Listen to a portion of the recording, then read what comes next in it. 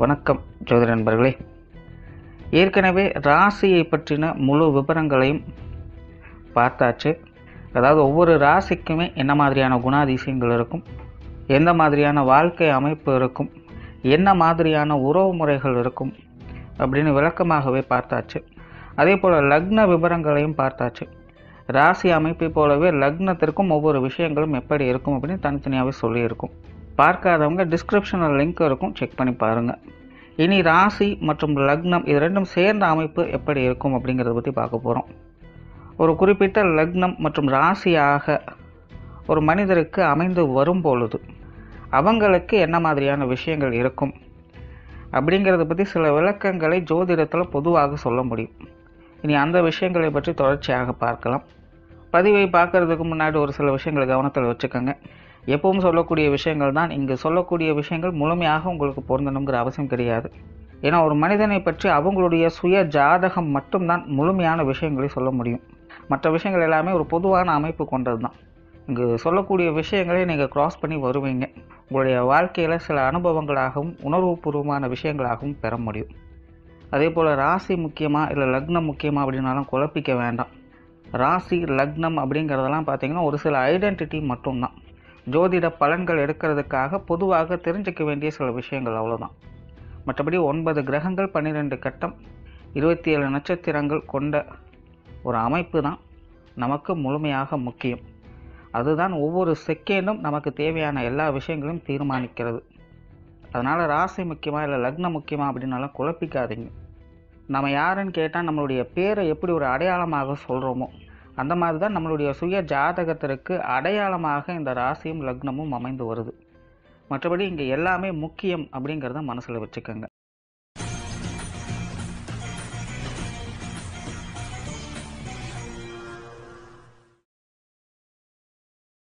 கன்னி ராசி கன்னி லக்னம். இந்த கன்னி ராசி கன்னி லக்னத்தில் பிறக்கக்கூடியவங்களை சமயோகித புத்தியாளர்களாகவும் ஃப்ளெக்சிபிலிட்டியான நபர்களாகவும் தற்சார்பு சிந்தனைகள் மற்றும் சுயநலத்தன்மை உடையவங்க அப்படின்னு சொல்லலாம். பொதுவாகவே இந்த ராசியும் லக்னமும் ஒன்றாக அமைஞ்சிருச்சு அப்படின்னா அவங்களுடைய லைஃப் ஸ்ட்ரக்சரே பார்த்திங்கன்னா ஏற்ற இறக்கங்களோட தான் இருக்கும்.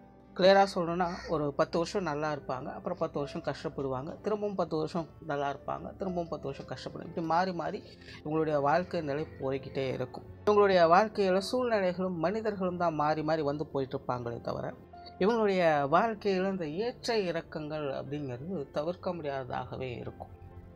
அதே போல் எந்த ஒரு விஷயமானாலும் ஒரு சைடில் அது பாசிட்டிவாக வேலை செஞ்சது அப்படின்னா இன்னொரு சைடில் அது நெகட்டிவாக வேலை செய்யும். அதே போல் இவங்களுடைய வாழ்க்கையில் நடக்கக்கூடிய எல்லா நல்லது கெட்டதுகளுக்கும் இவங்க தான் முழு பொறுப்பாளர்களாகவும் காரணக்கர்த்தாகவும் இருப்பாங்க. அதாவது இவங்களை மீறி எந்த ஒரு விஷயம் நடக்காது இவங்களோட லைஃப்பில். அது நல்லதாக இருந்தாலும் சரி, கெட்டதாக இருந்தாலும் சரி. ஸோ சுய ஜாதகத்தில் ஒரே ராசி ஒரே லக்னம் அமைப்பு வந்துடுச்சு அப்படின்னாலே அவங்களுடைய ஜாதகத்தில் சுப கிரகங்களுடைய அனுகிரகம் இருந்தது அப்படின்னா பாசிட்டிவ் எண்ணங்களால் ஈர்க்கப்பட்டு வாழ்க்கையை கொஞ்சம் ஸ்டேபிள் பண்ணி வச்சுப்பாங்க. பட் அதுவே அசுப கிரகங்களுடைய தொடர்புகள் ஏற்பட்டது அப்படின்னா வாழ்க்கையில் நெகட்டிவ் எண்ணங்களால் தாக்கப்பட்டு அடிக்கடி வெக்ஸ் ஆகிப்பாங்க, நொந்துக்குவாங்க. பட் திரும்பவும் காம்ப்ரமைஸ் ஆகிடுவாங்க. பட் இருந்தாலுமே தனிப்பட்ட முறையில் அவங்களுடைய நிலைகள் அப்படின்னு பார்க்கும்போது எப்போவுமே கொஞ்சம் மந்தமாகவும் வெக்ஸான மாதிரியும் இருக்கும். ஸோ சுய ஜாதகத்தில் கிரக அமைப்புகள் இவங்களுக்கு ரொம்ப ரொம்ப முக்கியம். ஸோ இதெல்லாம் பொதுவாகவே ஒரே ராசி ஒரே லக்னமாக அமைஞ்சது அப்படின்னா நடக்கும். அதில் இந்த கன்னி ராசி கன்னி லக்னம் அப்படின்னு வரும்பொழுது இது பக்கா பேலன்ஸ்டான ஒரு அமைப்பு அப்படின்னு சொல்லலாம். முழுவதுமாக பாசிட்டிவ் சைடும் போக முடியாது, முழுவதுமாக நெகட்டிவ் சைடும் போக முடியாது.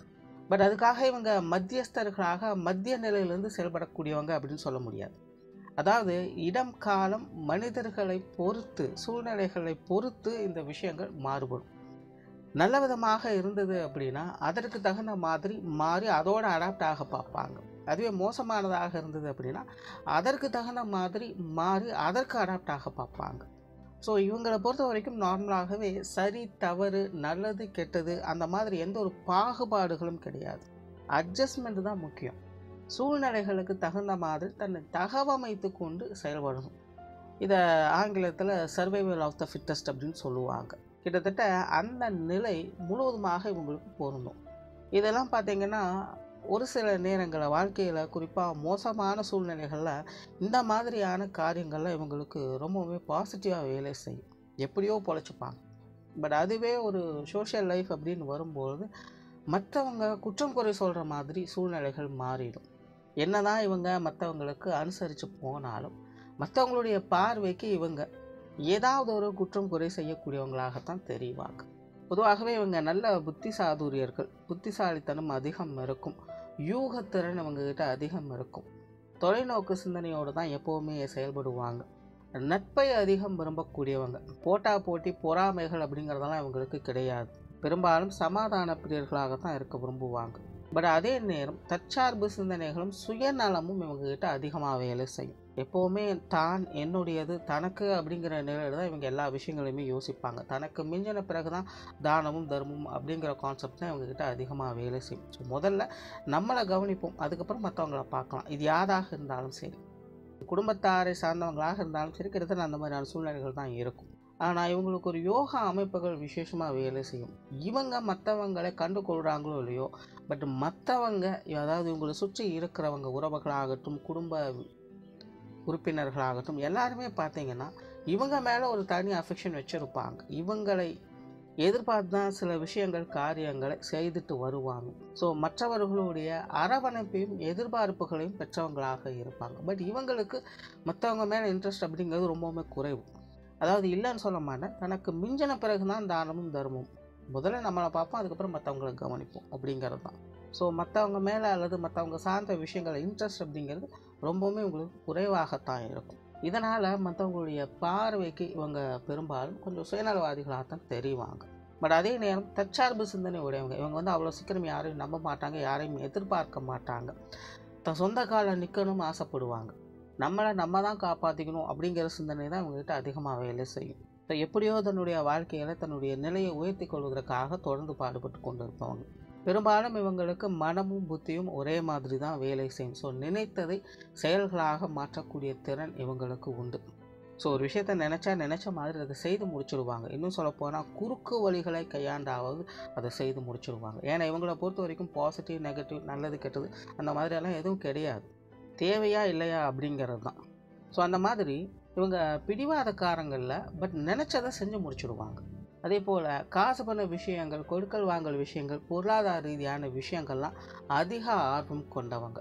இவங்களுடைய வாழ்க்கையில் காசு பணம் கொடுக்கல் வாங்கல் சேமிப்புகள் சம்மந்தப்பட்ட விஷயங்கள் அப்படிங்கிறது ஒரு முக்கிய பொருளாக காணப்படும். அதாவது இவங்களுக்கு இந்த பொருளாதார வாழ்க்கை இந்த பணத்தின் மீது அதீத பற்று இருக்கும், அப்படி இல்லைன்னா அதீதமான வெறுப்பு இருக்கும். பட் எப்படி இருந்தாலும் சரி இவங்களுடைய வாழ்க்கையில் இந்த பொருளாதாரம் அப்படிங்கிறது தவிர்க்க முடியாத மறக்க முடியாத ஒரு விஷயமாக மாறும். அதீதமான வெறுப்புகளே அதன் மேலே இருந்தாலும் திட்டாவது அதை பற்றி தான் நினச்சிட்ருப்பாங்க. ஸோ இந்த விஷயங்களை அவங்களுடைய வாழ்க்கையிலிருந்து தவிர்க்கவே முடியாது. ஸோ அந்த அளவுக்கு பொருளாதாரம் அப்படிங்கிறது இவங்களுடைய லைஃப்பில் ஒரு மேஜர் ரோல் ப்ளே பண்ணும் அப்படின்னு சொல்லலாம். அதே போல் சுய ஜாதகம் சப்போர்ட் பண்ணுச்சு அப்படின்னா இவங்களுடைய வாழ்க்கையில் நல்ல பேரும் புகழோட செல்வாக்கான அந்த பொருளாதார ரீதியான ஒரு வளர்ச்சி மிகுந்த ஒரு வாழ்க்கையை பார்க்க முடியும். பட் அதுவே நெகட்டிவ் கிரகங்களுடைய ஆதிக்கம் இருந்தது அப்படின்னா இதன் விஷயங்களால் சங்கடப்படுவாங்க, ஏதாவது ஒரு பிரச்சனைகளில் போய் மாட்டிக்கொள்வாங்க. அதாவது பொருளாதாரம் அப்படிங்கிறது இவங்களுடைய வாழ்க்கையில் இருக்கும், பட் அது திரும்ப திரும்ப ஏதாவது ஒரு வகையில் பிரச்சனைகளாக கொண்டு போய்கிட்டே இருக்கும். இந்த மாதிரியான விஷயங்கள்லாம் இவங்களாம் பர்சனலாக போய் செய்யணுங்கிறது கூட இல்லை, யாரோ செஞ்ச விஷயங்களை இவங்க தூக்கி சுமக்கிற மாதிரி கூட மாறும். ஸோ இந்த கன்னி ராசி கன்னி லக்னத்தில் பிறக்கக்கூடியவங்களுக்கு இந்த பொருளாதாரம் அப்படிங்கிறது ஒரு பவர்ஃபுல் வெப்பன் மாதிரி இவங்களுடைய வாழ்க்கையில் செயல்படும். குடும்ப வாழ்க்கையை பொறுத்த வரைக்கும் பெரும்பாலும் இவங்களுக்கு ஒரு கலவையான நிலைகளை தான் வேலை செய்யும். பொதுவாகவே இந்த கன்னி அப்படின்னு வந்துட்டாலே ராசி ஆகட்டும் லக்னம் ஆகட்டும் குடும்ப வாழ்க்கை அப்படிங்கிறது கண்டிப்பாக ஒரு கான்ட்ரவர்ஸான நிலைகளை தான் வேலை செய்யும். இக்கரைக்கு அக்கறை பச்சை அப்படிங்கிற மாதிரி உங்களுடைய குடும்பத்துக்குள்ளே ஏதாவது ஒரு பிரச்சனைகள் சிக்கல்கள் மனஸ்தாபங்கள் அப்படிங்கிறது இருந்துக்கிட்டே தான் இருக்கும். பட் அதை சமாளிச்சுக்கிட்டே உங்களுடைய குடும்பத்தை இவங்க நடத்தி வருவாங்க.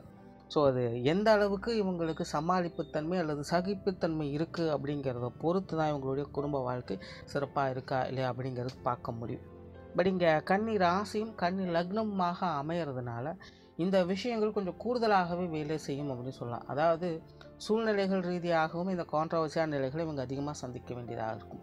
அதன் காரணமாக மன ரீதியாகவும் இவங்க இந்த விஷயங்களால் கொஞ்சம் சஞ்சலப்படக்கூடியவங்களாக இருப்பாங்க. பட் அதற்காக குடும்ப வாழ்க்கையை நெகட்டிவ் அப்படின்னு சொல்லிட முடியாது. குடும்பத்துக்குள்ளே போராட்ட நிலைகள் தொடர்ந்து இருந்துக்கிட்டு தான் இருக்கும் அப்படிங்கிறதான் விஷயம். அதை இவங்க தொடர்ந்து எதிர்கொண்டுட்டே வருவாங்க, மன ரீதியாகவும் சரி புத்தி ரீதியாகவும் சரி.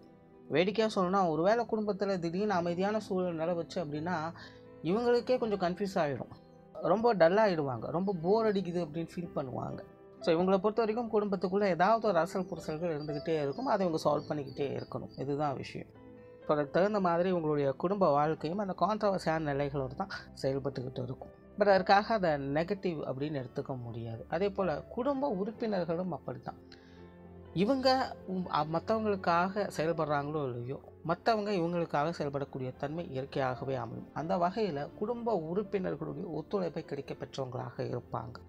குடும்பத்தில் இருக்கிறவங்களுடைய எல்லாருடைய பார்வையும் கவனமும் இவங்க மேலே தான் இருக்கும்.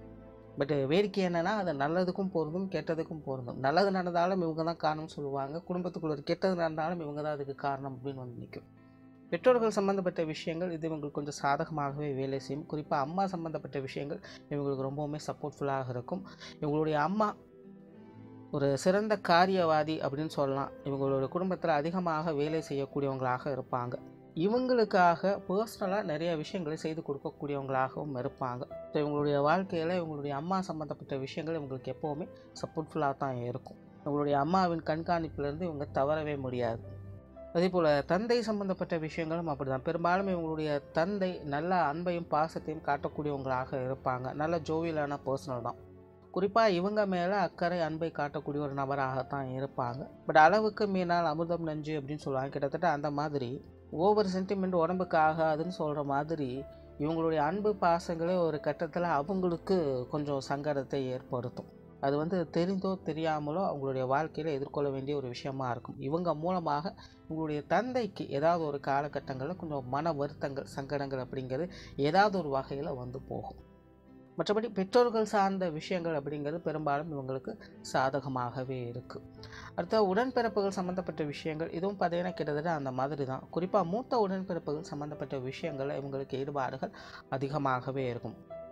பொதுவாகவே இந்த கன்னி ராசி கன்னி லக்னக்காரங்கள்லாம் பார்த்திங்கன்னா ரொம்பவுமே அட்ஜஸ்ட்மெண்ட் டைப். அதில் தன்னுடைய வயதை ஒத்து இருக்கக்கூடியவங்ககிட்ட ரொம்பவுமே ஈஸியாகவும் அடாப்ட் பழகிடுவாங்க. ஸோ அந்த மாதிரி உடன்பிறப்புகள் சார்ந்த விஷயங்கள் இவங்களுக்கு எப்போவுமே ஒரு அட்டாச்மெண்ட் இருக்கும். அதிலும் குறிப்பாக மூத்த உடன்பிறப்புகள் சம்மந்தப்பட்ட விஷயங்கள் இவங்க செய்கிறாங்களோட கண்டிப்பாக அவங்க இவங்ககிட்ட எல்லா விஷயங்களும் பகிர்ந்துக்குவாங்க, எல்லாத்தையுமே செய்யவும் செய்வாங்க. பட் என்னென்னா, முன்னாடி சொன்ன மாதிரி தான் ரொம்ப அதிகமாக ஒரு விஷயம் போகும்போது அங்கே சில பிரச்சனைகள் தானாகவே உருவாகும். அந்த மாதிரி தான் உடன்பிறப்புகள் வகையில் சில சங்கடங்கள் அப்படிங்கிறதும் பார்க்க வேண்டியதாக இருக்கும். மற்றபடி உடன்பிறப்புகள் சார்ந்த விஷயங்கள்லாம் ஓரளவுக்கு அனுசரித்து போகக்கூடிய வகையில் தான் இருக்குது. இளைய உடன்பிறப்புகள் சம்மந்தப்பட்ட விஷயங்கள் மட்டும் கொஞ்சம் காரசாரமாக இருக்கும். இல்லைன்னா நிறைய விஷயங்களில் கொஞ்சம் ஒட்டாத தன்மைகளை ஏற்படுத்தும். அடுத்ததாக திருமண வாழ்க்கை, கணவன் மனைவி உறவுகள் அப்படின்னு பார்க்கும்போது பெரும்பாலும் இவங்களுக்கு சாதகமாகவே இருக்கும். வாழ்க்கை துணை சம்மந்தப்பட்ட விஷயங்கள் இவங்களுக்கு சுமூகமாகவும் ஆதாயம் தரக்கூடிய வகையிலையும் அமையும். குறிப்பாக இந்த கன்னி ராசி கன்னி லக்னத்தில் பிறக்கக்கூடியவங்களுக்கு சுய விருப்பத்தின் அடிப்படையில் தான் திருமணம் அப்படிங்கிறது நடக்கும். அதனால் இந்த காதல் திருமணங்கள் நிறையவே கைகூடுவதற்கான வாய்ப்புகள் இருக்குது. பட் என்னென்னா, இதில் நிலைப்புத்தன்மையை எதிர்பார்க்க முடியாது. ஏன்னா இவங்க இயற்கையாகவே சென்டிமெண்ட் பிரியர்கள் அல்ல, யதார்த்த வாழ்க்கைக்கு தான் முக்கியத்துவம் கொடுப்பாங்க. ஸோ காதலிக்கும் போது விழுந்து காதலிப்பாங்க. பட் திருமணத்திற்கு பிறகு பார்த்தீங்கன்னா கண்ணு காணாமலுமே இருப்பாங்க. இல்லைனா திருமணம் ஆன பிறகு பார்த்திங்கன்னா ரொம்பவுமே அட்டாச்மெண்ட்டோடு இருப்பாங்க. வாழ்க்கை நகர பார்த்திங்கன்னா கண்ணும் காணாமலுமே இருப்பாங்க. அதே போல் இவங்களை நேசிக்கக்கூடிய வாழ்க்கை துணையை பெறக்கூடிய அமைப்புகள் இவங்களுக்கு இயற்கையாகவே உண்டு. இவங்க தன்னுடைய வாழ்க்கை துணைக்காக எல்லா விஷயங்களும் பார்த்து செய்கிறாங்களோ இல்லையோ, இவங்களுடைய வாழ்க்கை துணை இவங்களுக்காக எல்லா விஷயங்களும் பார்த்து செய்வாங்க. பட் திரும்ப அதே விஷயங்கள் தான். எல்லாமே கொஞ்சம் ஓவர்டாக போகும்போது கண்டிப்பாக பிரச்சனைகள் வரவே செய்யும். செய்கிறதெல்லாம் இப்படி மற்றவங்க செஞ்சுருவாங்க, கடைசியில் தப்பு அப்படின்னு வரும்போது மட்டும் இவங்களை காட்டிடுவாங்க. இப்போ அந்த மாதிரி கணவன் மனைவி உறவுகளுக்குள்ள அடிக்கடி பிரச்சனைகள் அப்படிங்கிறது போகும். அதே போல் இந்த கன்னி ராசி கன்னி லக்னக்காரங்களுக்கு திருமணம் அப்படிங்கிறது தடைபடுவதற்கான வாய்ப்புகள் இருக்குது. அதாவது சுய ஜாதகத்தில் சுப கிரகங்களுடைய அனுகிரகம் வந்தது அப்படின்னா இந்த விஷயங்களில் இதனுடைய தாக்கம் கொஞ்சம் குறைவாக இருக்கும். பட் அசுப கிரகங்களுடைய சேர்க்கை இருந்தது அப்படின்னா இந்த திருமணம் அப்படிங்கிறது கொஞ்சம் லேட் ப்ராசஸ் ஆகிறதுக்கு வாய்ப்புகள் அதிகம் இருக்குது. குறிப்பாக அதற்கும் இவங்க தான் முக்கிய காரணமாக இருப்பாங்க. அதாவது இந்த திருமண விஷயங்களை ரொம்பவே பெக்யூலராக இருப்பாங்க. எனக்கு இப்படி தான் இருக்கணும், இந்த மாதிரி தான் வேணும் அப்படின்னு வாழ்க்கை துணை பற்றின எதிர்பார்ப்புகள் உங்களுக்கு அதிகமாக இருக்கும். தேடி கழிச்சிட்டு கடைசியில் பார்த்தீங்கன்னா கிடைக்கிறது எடுத்துகிட்டு போவாங்க. ஸோ இந்த மாதிரி உங்களுடைய திருமண வாழ்க்கையில் இந்த லேட் ப்ராசஸ் அப்படிங்கிறது ஏற்படுவதற்கு வாய்ப்புகள் அதிகம் இருக்குது. அடுத்ததாக குழந்தைகள் சம்மந்தப்பட்ட விஷயங்கள், இதுவும் பார்த்தீங்கன்னா இவங்களுடைய குடும்ப வாழ்க்கைக்கு சொன்ன விஷயங்களே தான். பெரும்பாலும் இவங்களுடைய குழந்தைகள்லாம் பார்த்தீங்கன்னா நல்ல காரியவாதிகள், சுறுசுறுப்பாக இருப்பாங்க, ரொம்பவுமே அடமென்டல். குணாதிசய வகையில் இவங்களுக்கும் இவங்களுடைய குழந்தைகளுக்கும் நிறைய வேறுபாடுகள் இருக்கும். ஏன்னா இயற்கையாகவே இவங்க தனிப்பட்ட முறையில் எல்லா விஷயங்களும் அட்ஜஸ்ட் பண்ணி போகக்கூடியவங்க. பட் இவங்களுடைய குழந்தைகள் பார்த்திங்கன்னா அதுக்கு அப்படியே ஆப்போசிட். பிடிவாதம் பிடிச்சா பிடிச்சது தான். அதனாலேயே கோபமும் அவசரத்தனமும் அவங்ககிட்ட அதிகமாக வேலை செய்யும். பட் நல்ல செயல் வீரர்கள் நினச்சதை அடம் பிடிச்சாவது செய்து முடிச்சுடுவாங்க. அதே போல் இவங்களுடைய குழந்தைகளுக்கெல்லாம் பார்த்திங்கன்னா பிரயாணங்களில் விருப்பங்கள் அதிகமாக இருக்கும். அடிக்கடி எங்கேயாவது வெளியிடங்களுக்கு போயிட்டு வரக்கூடியவங்களாக இருப்பாங்க. அதே போல் வயதாக ஆன்மீக விஷயங்கள், இந்த மித்தாலஜி சம்மந்தப்பட்ட விஷயங்கள் அவங்களுக்கு ஆர்வம் அதிகரிக்கும். அடுத்ததாக நண்பர்கள் மற்றும் உறவினர்கள் சார்ந்த விஷயங்கள், பெரும்பாலும் இந்த கன்னி ராசி கன்னி லக்னக்காரங்களுக்கு இந்த விஷயங்கள் எப்போவுமே ஒரு கலவையான அமைப்பில் தான் வேலை செய்யும். அதாவது நண்பர்களாகட்டும் உறவினர்களாகட்டும் இது சார்ந்த விஷயங்கள் இவங்களுக்கு ஈடுபாடுகள் எதிர்பார்ப்புகள் அதிகமாக இருக்கும். பட் இவங்களுடைய எதிர்பார்ப்புகள் பூர்த்தி அடையக்கூடிய வகையில் இவங்களுடைய நண்பர்கள் சம்மந்தப்பட்ட விஷயங்களோ அல்லது உறவினர்கள் சம்மந்தப்பட்ட விஷயங்களோ அமையிறது இல்லை. தாமரையிலையும் தண்ணீரையும் போல் அது எப்போவுமே ஒட்டியும் ஒட்டாமல் தான் வேலை செய்யும். திடீர்னு பாசத்தை ஓவராக காட்டுவாங்க, திடீர்னு பகையை ஓவராக காட்டுவாங்க. ஸோ எப்படி எந்த நேரத்தில் எது மாறும் அப்படிங்கிறதே சொல்ல முடியாது. பட் இவங்க நேச்சராகவே அட்ஜஸ்ட்மெண்ட் டைப்பு அப்படிங்கிறதுனால இந்த விஷயங்கள்லாம் அட்ஜஸ்ட் பண்ணி போவாங்க. பட் இருந்தாலும் நண்பர்கள் சார்ந்த விஷயங்கள், உறவினர்கள் சம்மந்தப்பட்ட விஷயங்கள்லாம் இவங்களுக்கு எப்போவுமே கொஞ்சம் கான்ட்ரவர்சியான நிலைகளை தான் வேலை செய்யும். அடுத்தது சொத்து சுகங்கள் சம்மந்தப்பட்ட விஷயங்கள், இது இவங்களுக்கு பெரும்பாலும் சாதகமாக தான் இருக்கும். சொத்து சுகங்கள் வகையில் ஆதாயங்களும் அனுகூலங்களையும் பெறக்கூடியவங்களாக இருப்பாங்க. ஆரம்பத்தில் சொன்ன பொருளாதார ரீதியாக இவங்களுக்கு சிறப்புகள் அப்படிங்கிறது கொஞ்சம் இருக்கவே செய்யும். ஸோ அதன் மூலமாக இந்த சொத்து சுகங்கள் சார்ந்த விஷயங்களும் தனி இன்ட்ரெஸ்ட் காட்டக்கூடியவங்க தான். ஸோ இந்த விஷயங்களில் அடிப்படை தேவைகளாவது இவங்களுக்கு எப்படியாவது பூர்த்தி ஆகிடும். அடுத்தது தொழில் வேலை உத்தியோக ரீதியான விஷயங்களும் கிட்டத்தட்ட அப்படி தான். பட் என்னென்னா இவங்க சுய விருப்பத்தின் அடிப்படையில் வேலை செய்யக்கூடியவங்க. ஸோ அதனால் சுய தொழிலாகட்டும் வேலை உத்தியோகம் சார்ந்த விஷயங்கள் இப்படி எதுவாக இருந்தாலும் அவங்களுக்கு பிடிச்சது அப்படின்னா மட்டும்தான் செய்வாங்க. இல்லைன்னா அதை கண்ணு கழுவவே மாட்டாங்க. அதே போல் ஸ்மார்ட் ஒர்க்கில் தான் இவங்களுக்கு இன்ட்ரெஸ்ட் அதிகம். ஹார்ட் ஒர்க்கெல்லாம் இவங்களுக்கு செட்டே ஆகாது. ஸோ ரொம்பவுமே மெனக்கெட்டு வேலை செய்கிறது, இல்லை டைமுக்கு வேலையை முடிக்கிறது, இதை செஞ்சே ஆகணுங்கிற கட்டாயத்தோடு வேலை இதெல்லாம் இவங்ககிட்ட செட்டே ஆகாது. பட் இவங்களுக்கு அதில் இன்ட்ரெஸ்ட் இருந்தது அப்படின்னா அதை செஞ்சுடுவாங்க. அதில் எந்த ஒரு மாற்று கருத்தும் இல்லை. ஸோ எந்த ஒரு விஷயங்கள் காரியங்கள் வேலை சார்ந்த விஷயங்கள் ஆகட்டும் இவங்களுக்கு விருப்பம் இருக்கும் பட்சத்தில் அது இவங்களுக்கு சாதகமாக அமையும். ஸோ ஓவராலாக இந்த கன்னி ராசி கன்னி லக்னத்தில் பிறக்கக்கூடியவங்க ரொம்பவுமே ஃப்ளெக்சிபிலிட்டியான நபர்கள் தான். அது அவங்களுடைய வாழ்க்கைக்கு மிகப்பெரிய ப்ளஸ்ஸாக அமையுது. பட் இவங்களுடைய வாழ்க்கை நிலையை பொறுத்த வரைக்கும் தீதும் நன்றும் பிறத்தர வாரா அப்படிங்கிற பழமொழி தான். ஸோ அதை இவங்களால் உணர்ந்து கொள்ள முடியுது அப்படின்னா இவங்களுடைய வாழ்க்கை எல்லா விஷயங்களும் ஈஸியாக எடுத்துகிட்டு போக முடியும். நன்றி, வணக்கம், வாழ்க வளமுடன்.